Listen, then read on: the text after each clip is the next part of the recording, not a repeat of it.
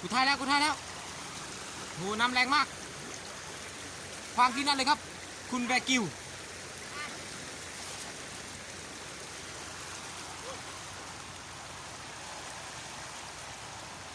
ทายแล้ว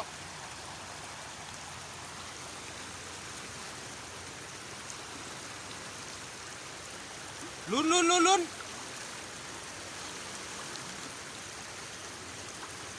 เงินจะตัวใหญ่มากเลยเอาขึ้นมาเลยซูมเข้าไปมองๆนะครับ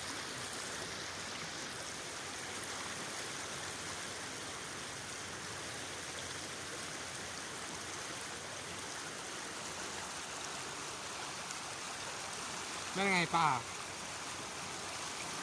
ขวางบาทเดียวได้2 ตัว